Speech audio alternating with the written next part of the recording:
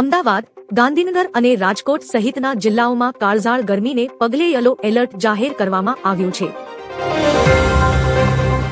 ધોરણ 10ના વિદ્યાર્થીઓ માટે ગણિતનું મહત્વનું પેપર યોજાયું જે વિજ્ઞાન પ્રવાહમાં પ્રવેશ માટે નિર્ણાયક ગણાય છે. ગુજરાત હાઈકોર્ટ સહિત રાજ્યની વિવિધ જિલ્લા અદાલતોને બોમ્બથી ઉડાવી દેવાની ધમકી મળતા સુરક્ષા એજન્સીઓ સતર્ક થઈ છે. આઈજી નિર્લિપ્ત રાયે રાજકોટ રેન્જના 47માં આઈજી તરીકે ચાર્જ સંભાળી પોલીસ વડાઓ સાથે બેઠક યોજી. ગાંધીનગર વિધાનસભામાં સ્વર્ગસ્થ ધારાસભ્ય ગોવિંદ પરમારને શ્રદ્ધાંજલિ આપવામાં આવી. મંત્રી કાંતિ અમૃતિયાએ મોરબીમાં કથળતી કાયદો અને વ્યવસ્થાની સ્થિતિનો સ્વીકાર કરી કડક પગલાંની ખાતરી આપી. ભારતીય રૂપિયો 53 પૈસા તૂટીને 92.35ની ઐતિહાસિક નીચી સપાટીએ પહોંચ્યો છે. ઇઝરાયલ ઈરાન યુદ્ધનો આજે 10મો દિવસ છે. વિદેશ મંત્રી એસ જયશંકરે રાજ્યસભામાં સ્થિતિને ચિંતાજનક ગણાવી છે. સરકારી મીડિયા મુજબ ખામેનીના પુત્ર મોજતબા ઈરાનના નવા સર્વોચ્ચ નેતા તરીકે ચૂંટાઈ શકે છે. અબુ ધાબીમાં થયેલા ડ્રોન હુમલામાં 2 લોકો ઇજાગ્રસ્ત થયા હોવાના સમાચાર છે. T20 વર્લ્ડ કપ જીત્યા બાદ સૂર્યકુમાર યાદવે અમદાવાદના અડાલજની વાવ ખાતે ટ્રોફી સાથે ખાસ ફોટોશૂટ કરાવ્યું. વિજય બાદ સૂર્યાએ અમદાવાદના પ્રસિદ્ધ હનુમાન મંદિરમાં શીશ ઝુકાવી પ્રાર્થના કરી. અજમેરમાં ભારતની જીતની ઉજવણી દરમિયાન ફટાકડા ફોડતા એક મોબાઈલ એસેસરીઝની દુકાનમાં ભીષણ આગ લાગી. વર્લ્ડ કપ પૂરો થતાં જ હવે ફેન્સની નજર આગામી આઈપીએલ પર છે. ખેલાડીઓ ટૂંક સમયમાં પોતાની ફ્રેન્ચાઇઝી સાથે જોડાશે. બોટાદ માર્કેટ યાર્ડમાં ઘઉંની મબલક આવક છતાં નીચા ભાવ મળતા ખેડૂતોમાં નારાજગી જોવા મળી રહી છે. ઊંઝા માર્કેટ યાર્ડમાં જીરાનો ઊંચો ભાવ 5025 રૂપિયા સુધી પહોંચ્યો હતો.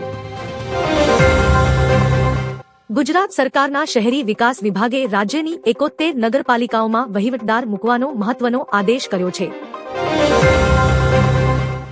સાંસદ શોભનાબેન બારૈયાની રજૂઆત બાદ અરવલ્લીના શામળાજી રેલવે સ્ટેશન પર નવી સુવિધાઓ અને ટ્રેનોના સ્ટોપેજને મંજૂરી મળી છે. ગુજરાતના ગૃહ રાજ્યમંત્રી હર્ષ સંઘવીને હરિયાણામાં રાજ્યસભા ચૂંટણી માટે ભાજપ દ્વારા ખાસ ઓબ્ઝર્વર બનાવવામાં આવ્યા છે. કેન્દ્રીય વિદેશ મંત્રી એસ જયશંકરે રાજ્યસભામાં પશ્ચિમ એશિયામાં ચાલી રહેલા યુદ્ધ અને તેના કારણે પેદા થયેલા તેલના સંકટ પર સત્તાવાર નિવેદન આપ્યું. સુરતના સાણિયા ગામે સ્વામિનારાયણ મંદિરના બાથરૂમમાં 2 યુવતીઓના શંકાસ્પદ મોત થયા. પોલીસ તપાસમાં એઆઈ ચેટબોટના સર્ચ લોગ્સની પણ તપાસ કરાઈ રહી છે. શહેરની પ્રતિષ્ઠિત જીએલએસ કોલેજ બહાર એક કુખ્યાત ગુનેગારના પૌત્રે થાર કારમાં તોડફોડ કરી હોવાનો વિડીયો વાયરલ થયો છે. ગાંધીનગરમાં નિવૃત્ત પીએસઆઈના ત્રાસથી હોમ ડિપાર્ટમેન્ટના નિવૃત્ત કર્મચારીએ આત્મહત્યા કરી હોવાનો કેસ નોંધાયો છે. નવા રેન્જ આઈજીની સૂચના બાદ ગોંડલ શહેરમાં આડેધડ વાહનો પાર્ક કરનારા અને ટ્રાફિક નિયમો તોડનારા સામે પોલીસે લાલ આંખ કરી છે. મોરબીના હળવદના વેગડવાવ ગામે શોર્ટ સર્કિટથી ખેતરમાં આગ લાગતા ઘઉંનો લાખોની કિંમતનો તૈયાર મોલ બળીને ખાખ થઈ ગયો. રણમાં મીઠું પકવતા અગરિયાઓના બાળકો માટે કચ્છમાં મોબાઈલ રણશાળા શરૂ કરવામાં આવી છે, જેના ફોટા સોશિયલ મીડિયા પર વાયરલ થઈ રહ્યા છે.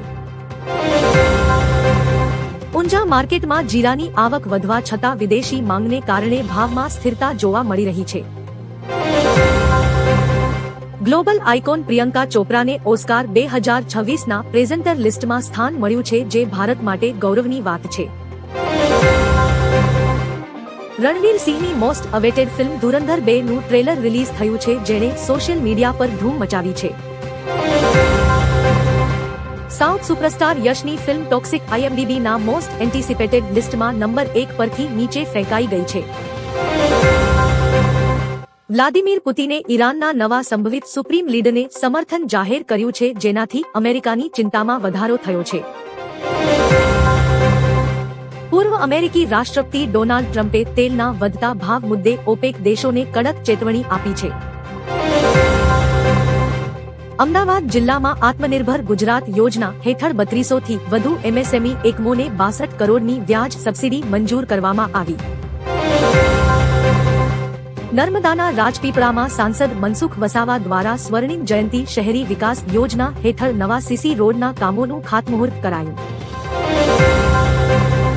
નવસારીના ખેરગામમાં તાલુકા પંચાયતના કથિત ભ્રષ્ટાચાર મુદ્દે ધારાસભ્ય અનંત પટેલની આગેવાનીમાં કોંગ્રેસે હલ્લાબોલ કર્યો. ધોરણ 12 વિજ્ઞાન પ્રવાહમાં ગણિત અને સામાન્ય પ્રવાહમાં રાજ્યશાસ્ત્ર તથા આંકડાશાસ્ત્રના મહત્વના પેપર લેવામાં આવ્યા. અમદાવાદના નરેન્દ્ર મોદી સ્ટેડિયમમાં વર્લ્ડ કપ જીત્યા બાદ હાર્દિક પંડ્યા સ્ટેજ પર સૂઈ જતો હોય તેવો ભાવુક વિડીયો વાયરલ થયો. T20 વર્લ્ડ કપ જીત્યા બાદ ભારતીય ખેલાડીઓ ટૂંકા બ્રેક બાદ સીધા IPL 2026ના કેમ્પમાં જોડાશે. કપિલ શર્મા તેના નવા શોના સેટ પર અત્યંત અતરંગી આઉટફિટમાં જોવા મળ્યો, જેની તસવીરો સોશિયલ મીડિયા પર ટ્રેન્ડ કરી રહી છે. મુંબઈ ઇન્ડિયન્સના ખેલાડીઓએ રોહિત શર્મા માટે પ્રી બર્થડે સેલિબ્રેશનનું આયોજન કર્યું. એશિયન એનર્જી સર્વિસીસ દ્વારા ગુજરાતના મેવડ ફિલ્ડમાં નવા તેલના ભંડારની શોધ કરવામાં આવી છે, જેમાંથી દૈનિક 100 બેરલ તેલનું ઉત્પાદન શરૂ થયું છે. દાહોદના જેસાવાડામાં આદિવાસી સંસ્કૃતિનો પ્રતીક એવો ગોળ ગધેડાનો મેળો ભરાયો, જેમાં મોટી સંખ્યામાં લોકો ઉમટી પડ્યા.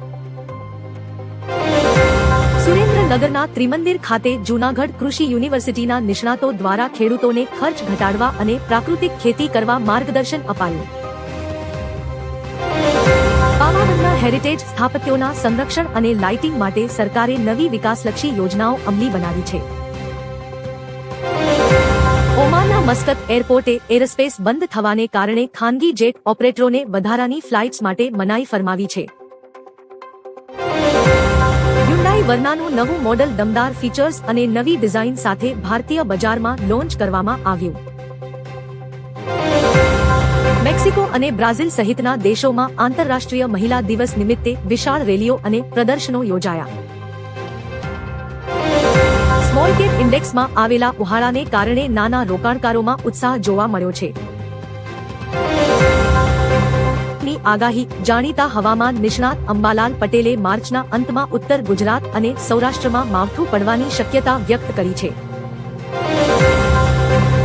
ભારતે T20 વર્લ્ડ કપ 2026 જીત્યો. ભારતે 91 રનથી પોતાનો સૌથી મોટો વિજય નોંધાવ્યો. આ સાથે ભારતીય ટીમે ઇતિહાસ રચ્યો છે.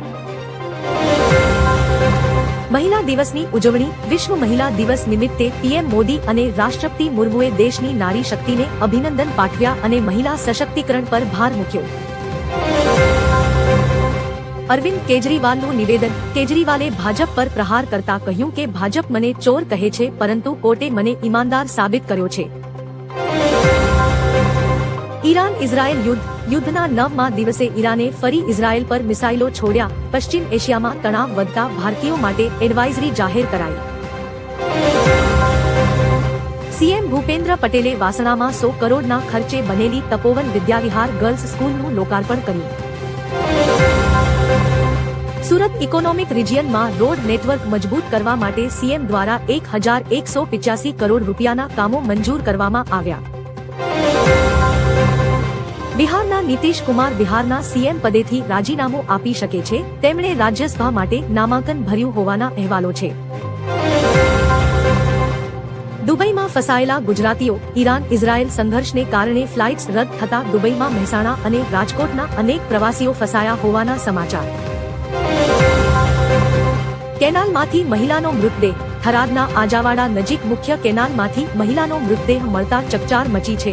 પોલીસ તપાસ શરૂ કરી દેવાઈ છે. ફાઇનલ મેચ પૂર્વે ભારતીય ખેલાડીઓએ મંદિરના દર્શન કરી વિજય માટે આશીર્વાદ મેળવ્યા. સ્ટેડિયમમાં ચુસ્ત સુરક્ષા બંદોબસ્ત ગોઠવાયો. રાજકોટ ક્રાઇમ. રાજકોટના ભક્તિનગરના કોન્સ્ટેબલ સામે દુષ્કર્મની ફરિયાદ નોંધાતા પોલીસ વિભાગમાં ખળભળાટ મચી ગયો છે. અર્જુન તેંડુલકર લગ્ન. સચિન તેંડુલકરના પુત્ર અર્જુન તેંડુલકર અને સાનિયા ચાંડોકના લગ્નની વિધિઓ શરૂ થઈ, જે સોશિયલ મીડિયા પર વાયરલ થઈ રહી છે. એર ઇન્ડિયાની જાહેરાત. પશ્ચિમ એશિયામાં વધતી મુસાફરીની માંગને પહોંચી વળવા એર ઇન્ડિયા વધારાની 78 ફ્લાઇટ્સ ઓપરેટ કરશે.